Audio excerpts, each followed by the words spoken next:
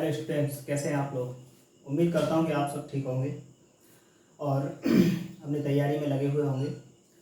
तो यहाँ पे हम क्या है कि इस वीडियो के अंतर्गत हम 12th क्लास पे 2022 का जो सिलेबस है ऑर्गेनिक केमिस्ट्री का, कार्बनिक रसायन का, उस पर चर्चा करने वाले हैं और बात करने वाले हैं कि जो कार्बनिक रसायन है उसके अंतर्गत कौन कौन से टॉपिक्स हैं, कौन कौन से लेसन्स हैं, कौन कौन से चैप्टर्स हैं जिन पे हमें अध्ययन करना है, जिन्हें हमें पढ़ना है।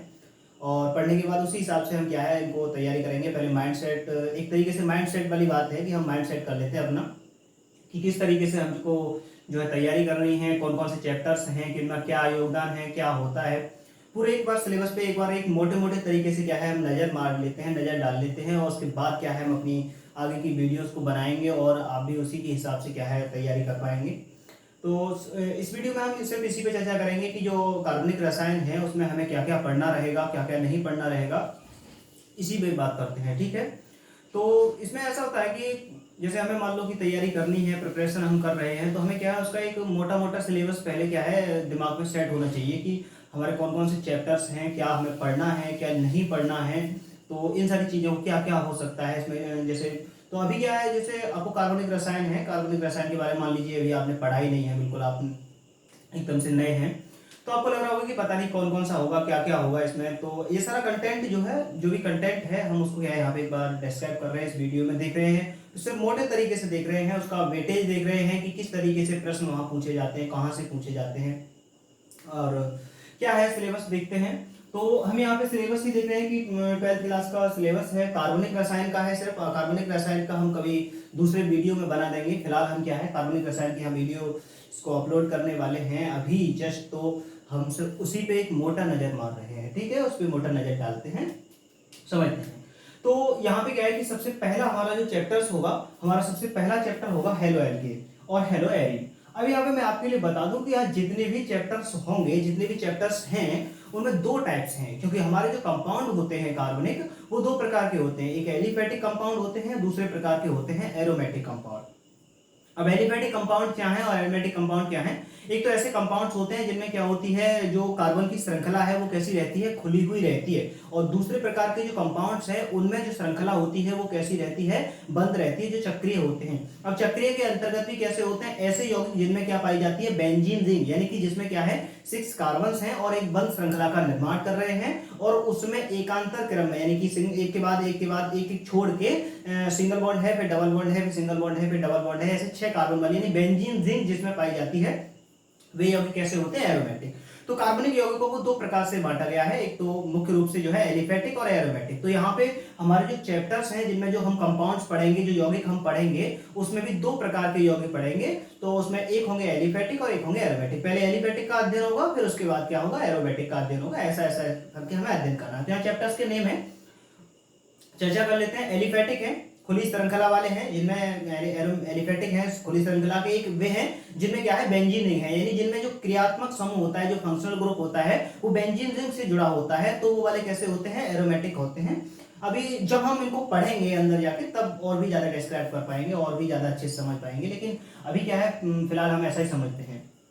हाँ, तो सबसे पहले है हेलो एल्केन है। सबसे पहला हमारा जो टॉपिक है वो कौन सा है, हेलो एल्केन है। तो हेलो एल्केन है। अभी यहाँ हेलो एल्केन, हेलो एल्केन क्या है, देखो सबसे पहले तो आप एल्केन तो जानते होंगे ना। अभी एल्केन, एल्कीन और एल्काइन, इसके लिए अलग से वीडियो बता देंगे। वैसे ये 11th क्लास का सिलेबस टॉपिक है, वहां पे पढ़ाया जाता है। एल्केन यानी वैसे यौगिक जिनमें क्या होता है CnH2n+2, यानी कि इनका सामान्य सूत्र जो होता है वो क्या होता है, CnH2n+2 होता है। और ये यौगिक क्या कहलाते हैं, संतृप्त हाइड्रोकार्बन कहलाते हैं और इनको हम क्या कहते हैं, एल्केन कहते हैं। यानी ऐसे यौगिक जिनमें क्या होता है, जो मतलब इसमें कार्बन है और हाइड्रोजन के जो परमाणु होते हैं वो कार्बन के परमाणुओं की संख्या का कितना होते हैं, 2 गुना से 2 अधिक होते हैं। मान लो कार्बन कितना है इसमें, 2 है, तो हाइड्रोजन इसमें कितने होंगे, 2 गुने से 2 अधिक, यानी 2 दूनी 4, 4 और 2 कितना 6, यानी ऐसे होते हैं। ठीक है, C2H6 हो गया। जैसे मान लो अगर हमने कार्बन कितना लगा दिया यहाँ पे, अगर 3 लगा दिया तो वहां पर कितना होंगे C3 और 3 दूनी 6, 6 और 2 कितना 8, ऐसे यौगिक। यानी कि जो यौगिक क्या है इस सूत्र का पालन करते हैं वे क्या कहलाते हैं, एल्केन कहलाते हैं। तो ऐसे यौगिक एल्केन है। लेकिन यहाँ पे क्या है, एल्केन की बात नहीं की जा रही है, इसको जब हम हेलो एल्केन को पढ़ाएंगे तब बताएंगे। हेलो एल्केन की बात की जा रही है। हेलो क्या होता है, हेलो शब्द जो है हम लगाते हैं वर्ग 17 के तत्वों में, जिसमें क्या कार्बनिक रसायन में पढ़ रखा है हमने। इसमें क्लोरीन आता है, ब्रोमीन आता है और कौन आता है, आयोडीन आता है, ये हेलोजन कहलाते हैं ना। अब अब यहाँ पे ये बताया गया कि जो हेलो एल्केन होते हैं वे क्या होते हैं, अगर मान लो किसी एल्केन में से, यहाँ पर ये एल्केन है, ये वाला सूत्र है, ठीक है, इस एल्केन में से एक हाइड्रोजन परमाणु हट जाएगा और उसकी जगह पर मान लीजिए क्या लग जाता है, कोई भी हेलोजन परमाणु लग जाता है। यानी कि इस एल्कीन की जगह पर क्या है, इस एल्कीन में हाइड्रोजन परमाणु को हटा करके उसका प्रतिस्थापन करके अगर मान लो उसकी जगह क्लोरीन लग जाए, एक लग जाए, एक से ज्यादा लग सकता है, कुछ भी हो सकता है, ब्रोमीन है, एक लग जाए, एक से ज्यादा लग जाए, तो भी वहां पर क्या होगा, ऐसा जो कंपाउंड बन के तैयार होता है वे क्या होता है, हेलो एल्केन होते हैं। ठीक है, हेलो एल्केन आप समझ गए, ये क्या होते हैं, एल्केनों के हेलोजन व्युत्पन्न होते हैं, यानी एल्केनों में क्या होती है, हेलोजन जुड़ जाती है तो हेलो एल्केन बनके तैयार होते हैं। और इस तरीके से इस पार्ट में हम क्या है, ऐसे यौगिकों को पढ़ेंगे जिसमें एल्केन में क्या लग गई है, एल्केन जो होते हैं एल्केनों के व्युत्पन्न है, इनमें क्या लग गई है, हेलोजन परमाणु जो है इसमें प्रतिस्थापित होकर के आ गया है। और इनका जो सामान्य सूत्र है वो मैंने दिखाया है हेलो एल्केन का, वो मैं आपको दिखाता हूं क्या होता है। सामान्य सूत्र होता है इनका RX, क्या होता है, RX होता है। यहाँ R पर R क्या है, एल्किल समूह है। एल्किल समूह क्या होता है, इसको भी जरा समझ लेते हैं, एल्किल समूह क्या है। ठीक है, एल्किल समूह को समझ लेते हैं। एल्किल समूह होता है कि मान लीजिए हमारे पास कोई भी एल्केन है, एल्केन होती है CnH2n+2, ठीक है, इसमें हाइड्रोजन परमाणु जो होते हैं वो कार्बन के 2 गुने से 2 अधिक होते हैं। अगर मान लीजिए कि इसमें से एक हाइड्रोजन परमाणु घट जाता है, जैसे कि CnH2n और प्लस क्या था, 2 था ना, 2 की जगह पे हम क्या कर देते हैं, 1 कर देते हैं, तो CnH2n+1 बन गया। अब इसको जो कहते हैं, इसको हम कहते हैं एल्किल समूह। क्या कहा जाता है इसको, एल्किल समूह कहा जाता है। ठीक है, एल्किल समूह, जैसे कि अगर मान लीजिए कि हम 1 रखते हैं कार्बन की जगह पे, तो यहाँ हाइड्रोजन पे कितना निकल के आएगा, 3, ठीक है, कितना, 2 एकल 2 और 1 2 और 1 कितना हो गया, 3, तो क्या बन के आएगा, CH3 बन के आएगा। अगर मान लीजिए कि हमने N की जगह पर कितना रख दिया, 2 रख दिया, तो यहाँ पर कितना निकल के आएगा, C2 और 2 दूनी 4, 4 और 1 कितना, 5, C2H5 निकल के आएगा। सेम टू सेम अगर N बराबर अगर हमने 3 रख दिया तो कितना निकल के आएगा, C3H7 निकल के आएगा। वैसा वैसा निकल के आ रहा है ना। हाँ, तो इनको क्या कहते हैं, हम एल्किल समूह कहते हैं। एल्किल समूह होते हैं जिसमें एल्किन में से एक हाइड्रोजन परमाणु कम होता है, क्योंकि वो ये एक हाइड्रोजन परमाणु क्या है, विस्थापित हो चुका है और उसकी जगह पर क्या है, कोई भी एक सिंगल बॉन्ड से क्रियात्मक समूह जुड़ने वाला है। आगे कैसे जुड़ेगा उस पर और भी चर्चा करेंगे, फिलहाल मोटे रूप में चर्चा कर रहे हैं सिर्फ समझने के लिए कि हमारे चैप्टर्स क्या है।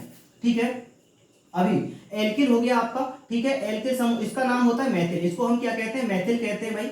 क्यों, क्योंकि आप जानते हैं IUPAC पद्धति के अनुसार कार्बन की संख्या अगर 1 है, कार्बन कितना है, 1 को क्या कहते हैं, मैथ कहते हैं, तो मैथ कहते हैं, इसलिए क्या नाम हो गया इसका, मैथिल। अब कार्बन इसमें कितने हैं, 2 हैं, तो 2 के लिए हम क्या कहते हैं, एथ कहते हैं, इसलिए इसका नाम हो गया जी एथिल। इसका नाम क्या हो गया, एथिल, और इसका नाम क्या हो गया, प्रोपेन। ठीक है, तो हम यहाँ पे ये भी बता के चल चुके हैं आपके लिए कि एल्किल समूह क्या होते हैं, जिसमें कार्बन जो हाइड्रोजन के जो परमाणु है वो कार्बन की संख्या से कितना होता है, 2 गुने से 1 अधिक होता है, यानी एल्किल से एक हाइड्रोजन कम होता है, वो एल्किल समूह कहलाते हैं। जैसे CH3 है, C2H5 है, C3H7 है, ऐसे ऐसे जो यौगिक हैं वे क्या कहलाते हैं, आपके एल्किल समूह कहलाते हैं।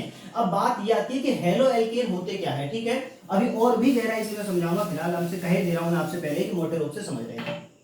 अगर मान लो कोई भी हमारे पास क्या है, एल्किल समूह है, और उस एल्किल समूह से अगर क्या लग जाता है, मान लीजिए कोई हेलोजन परमाणु लग जाता है, यानी कि इसका जो सामान्य सूत्र है वो क्या होता है, RX होता है। R समझ रहे हैं ना आप, R क्या है, यहाँ पर एल्किल समूह है। आगे सारे चैप्टर्स में इसी हिसाब से समझाऊंगा, तो R को समझ लीजिए, R क्या है, एल्किल समूह है। और इस एल्किल समूह से अगर मान लीजिए क्या जुड़ जाता है, कोई भी हेलोजन परमाणु जुड़ जाता है, तो वो क्या बन जाएंगे, हेलो एल्केन बन जाते हैं। क्या बन जाते हैं वो, हेलो एल्केन।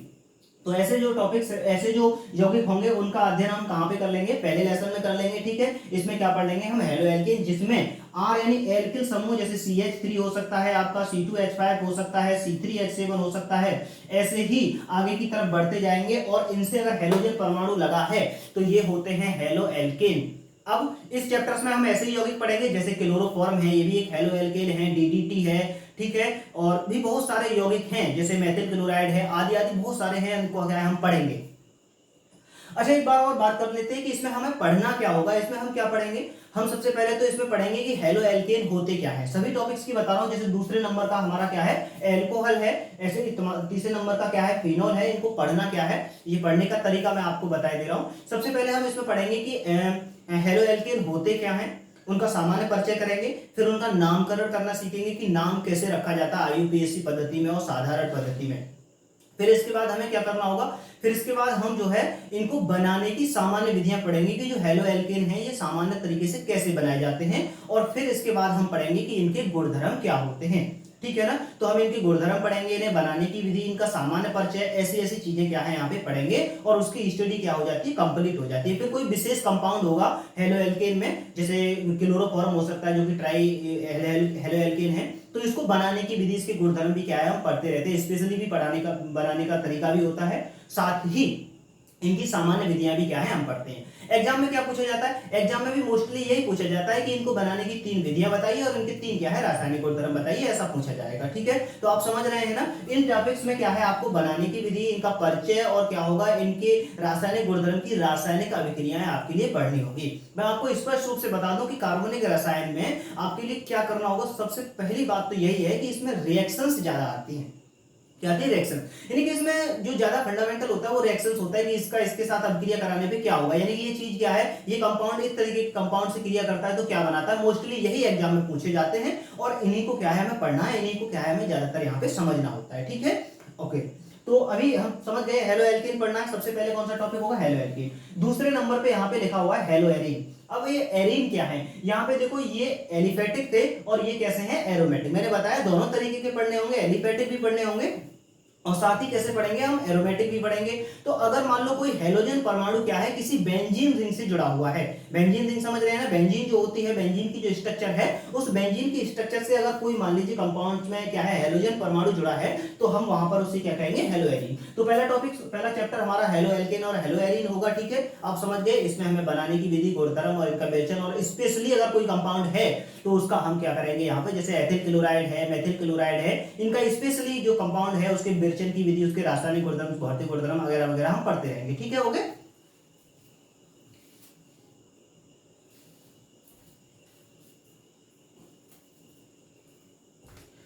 दूसरा, अभी हम क्या है, फिर यहाँ पे हम एल्कोहल पढ़ेंगे। दूसरा जो हमारा नंबर आता है वो किसका आता है, वो आता है एल्कोहल का। यानी कि अब हमारे सामने दूसरा जो टॉपिक होगा वो कौन सा होगा, एल्कोहल होगा। हम दूसरे वाले लेसन में क्या पढ़ने वाले हैं, एल्कोहल पढ़ने वाले हैं।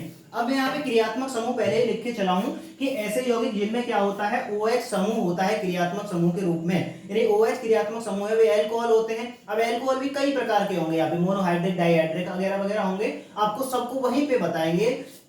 तो यहाँ पे क्या है, ROH, यानी जिन यौगिकों का सूत्र कैसा होता है, ROH होता है, वैसे वो मोनोहाइड्रिक एल्कोहल कहलाते हैं। तो क्रियात्मक समूह जिनमें OH होगा वो क्या होंगे, एल्कोहल होंगे। अब इस पार्ट में भी क्या है, मोस्टली हम क्या पढ़ेंगे, एल्कोहल बनाने की विधियां, इनका सामान्य परिचय, इनके रासायनिक गुणधर्म होंगे। ठीक है, और मोनोहाइड्रिक एल्कोहल है, डाइहाइड्रिक एल्कोहल है, ट्राइहाइड्रिक, यानी OH समूह के आधार पर कई तरीके की ये बांटी गई है, वैसे वैसे एल्कोहल वगैरह क्या है हम यहाँ पे पढ़ेंगे। ठीक है, स्पेशली अगर मान लीजिए हमारे पास क्या है, एथिल अल्कोहल है या मेथिल अल्कोहल है, अगर ऐसा अल्कोहल आता है हमारे पास में, तो हम क्या करेंगे, यहाँ पे ऐसे अल्कोहल को क्या है पढ़ेंगे। जैसे मेथिल अल्कोहल अगर आया तो उसके बनाने की विधि क्या है, उसके रासायनिक गुणधर्म क्या है। ऐसे एथिल अल्कोहल है, इसका उपयोग कहाँ होता है, जैसे शराब बनाने वगैरह में होता है, और बनाते कैसे हैं, इसके रासायनिक गुणधर्म क्या है, ये सारी चीजें पढ़ेंगे। कौन से चैप्टर में, एल्कोहल में। दूसरे वाले में एल्कोहल पढ़ लेंगे। तीसरे नंबर पे आता है फिनोल। अब आप कहेंगे कि फिनोल क्या है, अब एल्कोहल में क्या होता है, ये एलिफेटिक यौगिक है, यानी एलिफेटिक श्रृंखला में अगर OH लगा है तो वो एल्कोहल होते हैं। और अगर एरोमेटिक श्रृंखला यानी बेंजीन की रिंग से अगर कोई डायरेक्टली OH समूह लगा है, बेंजीन रिंग समझ रहे हैं ना, बेंजीन रिंग क्या होती है, ये होती है बेंजीन रिंग। और अगर इस बेंजीन रिंग से क्या है कोई डायरेक्टली OH समूह लगा हुआ है तो ऐसे यौगिक क्या कहलाते हैं, फिनोल कहलाते हैं। ठीक है, तो ये बेंजीन रिंग है, इस बेंजीन रिंग पर अगर ये क्रियात्मक समूह ऐसे करके लगा है तो क्या कहलाएंगे, फिनोल कहलाएंगे। फिर इसके बाद हम क्या है, फिनोल पढ़ेंगे। फिनोल से यानी कि मुख्य रूप से देखिए पेपर में अगर मैं आपसे कहूं तो एल्कोहल या फिनोल में से क्या है, एक प्रश्न जरूर उठाता है लॉन्ग आंसर में। ठीक है, वहां पर क्या कहेगा आपसे, एल्कोहल बनवाने की विधियां और इनके क्या है सामान्य गुणधर्म पूछ लेगा, या फिनोल के गुणधर्म वगैरह पूछ लेगा, या फिर कहीं पर ऐसा होता है कि क्या होता है जबकि। ठीक है, ऐसे करके प्रश्न पूछा क्या होता है जबकि, यानी कि एक दूसरे से क्या है रिएक्शन के बारे में बात करेगा कि इसकी अगर इससे अभिक्रिया करा दें तो क्या होगा। ठीक है, तो ऐसी चीजें क्या है हम यहाँ पे पढ़ेंगे। तो एल्कोहल होगा, फिर हमारा तीसरा चैप्टर कौन सा होगा, फिनोल होगा। ओके, ठीक है, और आप समझ रहे हैं कि हमें पढ़ना क्या है, सामान्य परिचय, बनाने की विधियां, रासायनिक गुणधर्म, भौतिक गुणधर्म। कोई स्पेशली अगर एल्कोहल है, जैसे एल्कोहल होता है, एथिल एल्कोहल है, तो इसके बनाने की विधि, कई सारी विधियां हैं, प्रयोगशाला में कैसे बना सकते हैं इसे, सामान्य विधि से कैसे बना सकते हैं, और औद्योगिक स्थिति किण्वन विधि वगैरह है, यानी फैक्ट्रियों में कैसे बनाया जाता है, और उसके गुणधर्म वगैरह क्या है सब पढ़ेंगे। ठीक है, ये हमारा सिलेबस है। इससे देन दोनों में से एक तरीके का प्रश्न उठता है, या तो अल्कोहल में से आएगा या फिर किस में से आएगा, फिनोल में से आएगा, तो इंपॉर्टेंट है आपके लिए। फिर इसके बाद हमारा जो नया है वो क्या आ जाता है, हमारा ईथर आ जाता है। वो नया फिर कौन सा आता है, ईथर आता है। ईथर में यौगिक होते हैं जिनमें क्या होता है, क्रियात्मक समूह O होता है। कौन सा होता है, यानी कि ईथरों के अंतर्गत क्या होता है, मैं आपके लिए बताऊं, ईथरों में क्या होता है, ROR वाले कंपाउंड, यानी कि इनमें क्या है, क्रियात्मक समूह सिंगल बॉन्ड से दोनों तरफ क्या लगे होते हैं, एल्किल समूह। एल्किल समूह समझ रहे हैं ना, एल्किल समूह भाई है CH3 हो सकता है, या मान लो और यहाँ पे O है और यहाँ पे क्या है CH3 है। तो ऐसे जो कंपाउंड्स होंगे ईथर, यानी कि जिनमें क्रियात्मक समूह O होता है, हम ईथर पढ़ेंगे। ठीक है, हमारा चौथा जो टॉपिक होगा वो कौन सा होगा, लेसन ईथर होगा। फिर इसके बाद आ जाता है हमारा एल्डिहाइड व कीटोन। कौन सा चैप्टर होगा, हमारा चैप्टर होगा वो एल्डिहाइड व कीटोन। अब एल्डिहाइड और कीटोन में बहुत सारी समानताएं होती हैं, इनके बनाने की विधि और इनके गुणधर्म बहुत सारी समानताएं दिखाते हैं। कौन कौन, एल्डिहाइड और कीटोन, दोनों में अंतर है। एल्डिहाइड में क्रियात्मक समूह जो होता है वो CHO होता है। CHO किसमें होता है, एल्डिहाइडों में होता है। ठीक है, और जिनमें ये होता है CO होता है, वो क्या होते हैं, ये आपके कीटोन होते हैं। कैसे होते हैं, कीटोन होते हैं। ठीक है, दोनों में क्रियात्मक समूह अलग अलग है। CO है इसमें, ठीक है, डबल बॉन्ड से जुड़ा होता है। यहाँ पे ये क्या है, CHO है। और यहाँ पर इन दोनों में क्या है, काफी अंतर है, फिर भी इनमें बहुत सारी समानता है। दोनों को एक साथ पढ़ाएंगे एक ही चैप्टर में, दोनों की बनाने की विधियां, गुणधर्म वगैरह हम क्या है इसमें पढ़ाएंगे। ठीक है, बहुत डीप स्टडी की जाएगी इस पे। अभी जब हम आगे पढ़ाना शुरू करेंगे, पूरा एक ही चैप्टर लेंगे, टॉपिक लेंगे, तब क्या है, काफी डीप स्टडी इसमें की जाएगी और बहुत सारा अध्ययन किया जाएगा, तो वहां पर करेंगे। ठीक है, अभी एल्डिहाइड तक हम आ चुके हैं। एल्डिहाइड और कीटोन में से बखूबी ज्यादातर रिएक्शंस पूछता है। यूपी बोर्ड एग्जाम में क्या है, रिएक्शन पूछेगा कि इसकी अभिक्रिया ऐसे कराएंगे तो क्या प्राप्त होगा, या फिर कैसे प्राप्त करेंगे, ऐसे पूछता है। रिएक्शन ही आती है इसमें से, किसी के बनाने वगैरह की विधि नहीं आती, इसकी इससे अभिक्रिया कराएं, या फिर इनमें विभेद करवा लेता है कि एल्डिहाइड और कीटोन में कैसे आप अंतर कर पाएंगे, या फिर दो दो एल्डिहाइड हैं, जैसे फॉर्मल्डिहाइड है, एसिटिल्डिहाइड है, इनमें अंतर कैसे कर पाएंगे, ये पूछ लेता है। फिर इसके बाद हमारा नया आता है कार्बोक्सिलिक अम्ल, यानी कि ऐसे यौगिक जिनमें क्या होता है, COOH क्रियात्मक समूह के रूप में होता है, वे क्या कहलाते हैं, आपके कार्बोक्सिलिक अम्ल कहलाते हैं। ये COOH जो है वो क्या है, डायरेक्टली किससे जुड़ा होता है, ये आपके एल्किल समूह से जुड़ा होता है, तो ये एलिफेटिक है। और अगर COOH मान लीजिए किससे जुड़ा हुआ है, बेंजीन रिंग से जुड़ा हुआ है, तो क्या है, ये एरोमेटिक है। दोनों तरीके के पढ़े जाएंगे भाई कार्बोक्सिलिक अम्ल, दोनों तरीके के पढ़ेंगे हम, एलिफेटिक भी पढ़ेंगे और क्या पढ़ेंगे, एरोमेटिक भी पढ़ेंगे। ठीक है, फिर कार्बोक्सिलिक अम्ल के बाद हमारा नया टॉपिक आएगा नाइट्रोजन युक्त कार्बनिक यौगिक, यानी ऐसे यौगिक पढ़ेंगे जिनमें क्या आता है, नाइट्रोजन आता है। नाइट्रोजन जो कंटेन करेगा उनमें, जैसे इसमें कौन कौन आता है, एक इसमें एमीन आता है, डायजोनियम लवण आते हैं। इनमें जो क्रियात्मक समूह होगा वो कौन सा पाया जाएगा, NH2 पाया जाएगा। और नाइट्रोबेंजीन, ये नाइट्रोबेंजीन क्या है, एरोमेटिक कंपाउंड है, क्योंकि इसमें बेंजीन आ रहा है और नाइट्रो ग्रुप इसमें लग रहा है। तो नाइट्रोजन वाले जो यौगिक होंगे जिनमें नाइट्रोजन होगा, ऐसे कार्बनिक यौगिकों का अध्ययन हम कहां पर करेंगे, 7 चैप्टर्स में कर लेंगे। इससे आगे वाला जो कार्बोक्सिलिक अम्ल के बाद का जो चैप्टर होगा वो नाइट्रोजन के यौगिकों का होगा। फिर इसके बाद हमारा जो नया है वो क्या है, जैव अणु है। जैव अणु क्या है, यानी कि ऐसे कार्बनिक यौगिक या ऐसे कार्बनिक छोटे छोटे या बड़े बड़े जो है यौगिक हो सकते हैं, जो क्या है, सजीव क्षेत्र में पाए जाते हैं, यानी सजीव जीव जंतुओं में, पेड़ पौधों में, यानी सजीव जगत में जिनका योगदान रहता है उन्हें जैव अणु कहते हैं। यानी कि सजीव क्षेत्र में काम कर रहे हैं। जैसे इसमें कौन कौन है, ये बहुत सारे केमिकल्स होते हैं, रसायन होते हैं, कार्बनिक यौगिक होते हैं जो जीवन में काम आते हैं, जो सजीव में काम कर रहे होते हैं। जैसे इसमें सबसे पहले कौन आता है, कार्बोहाइड्रेट आता है। कौन आता है, कार्बोहाइड्रेट। ठीक है, कार्बोहाइड्रेट क्या है, जैसे आप जानते हैं ये भोजन का अंग भी होते हैं। क्या होते हैं, भोजन का अंग जो होते हैं उनकी बात कर रहे हैं, शरीर की संरचना या भोजन के अंग की बात। तो कार्बोहाइड्रेट है, कार्बोहाइड्रेट क्या होता है, जैसे चीनी है, आपका ग्लूकोज है, फ्रक्टोज है, ये सारी चीजें क्या हैं, कैसे बनती हैं और क्या उपयोग होता है मानव जीवन में, इनका क्या उपयोग है, तो जैव अणु के संबंध में इस पार्ट में हम पढ़ेंगे। एमिनो अम्ल है। एमिनो अम्ल आप जानते हैं कि शरीर में क्या है, बहुत प्रकार के एमिनो अम्ल पाए जाते हैं। तो ये एमिनो अम्ल क्या होते हैं, शरीर में क्या काम होता है, इनका कैसे कार्य करते हैं, किससे मिलके बने होते हैं। तीसरा प्रोटीन होता है, ये भी हमारे भोजन का एक अंग होता है, साथ ही क्या है, शरीर के लिए आवश्यक एक तत्व है।